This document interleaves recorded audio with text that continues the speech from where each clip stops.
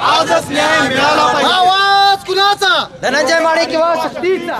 आम्हाला त्या अधिकाऱ्यांनी देते. आम्हाला एक शांततेने आंदोलन करायचं आहे साहेब. आम्हाला न्याय मिळणार आहे साहेब. आम्ही फक्त न्याय मागतोय. म्हणजे आम्ही काही चुकीचं साहेब मागत नाही. आम्हाला फक्त न्याय पाहिजे आहे.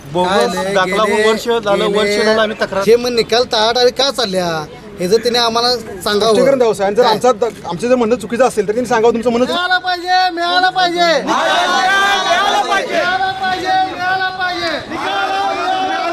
आवाज कुणाचा? मिळाला पाहिजे, मिळाला पाहिजे. आम्हाला लेखी लिखित साहेब. आम्हाला तुम्ही काय बी सांगा कर लेखी.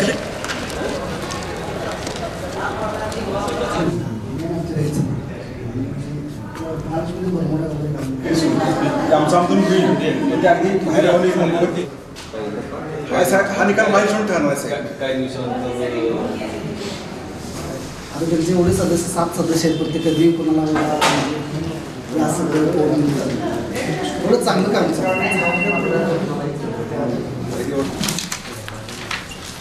एक मिनिट.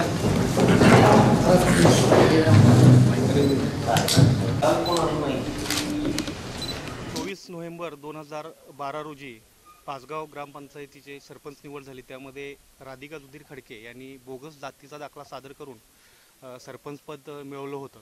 त्या संदर्भात जानेवारी 2013ला जात पडताळणी कोल्हापूर कार्यालयाकडं शोभा भालकर वहिनी यांनी तक्रार अर्ज दिला होता.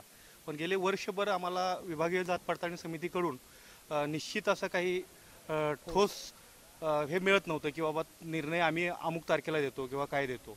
वर्षभर त्यांनी विलंबच केला, टाळाटाळ केली द्यायला. ज्या दिवशी अंतिम सुनावणी झाली त्या दिवशी आम्हाला सांगितलं होतं की 4 दिवसामध्ये तुम्हाला निर्णय देण्यात येईल. 4 दिवसांनी आलो आम्ही तर आम्हाला सांगितलं की 1-2-3 दिवस अजून थांबा. परत 2-3 दिवसांना आल्यानंतर सुद्धा 4-5 दिवस थांबा. मग शेवटी आमच्या संयमाचा बांध फुटला आणि आज आम्ही टाळेठोक आंदोलन केल्यामुळं आज आम्हाला सचिव सुनील वारे यांनी आश्वासन दिलं आहे आणि लेखी पत्रही आम्हाला दिलेलं आहे की सोमवारी दिनांक 23 बहुतेक 23 सोमवार 23 डिसेंबर रोजी या प्रकरणाचा निकाल तुम्हाला देण्यात येईल असं त्यांनी आम्हाला लेखी पत्र दिलेलं आहे. त्यामुळं आज आम्ही आमचं हे आंदोलन टाळे बंद आणि ठिय्या आंदोलन स्थगित करीत आहोत.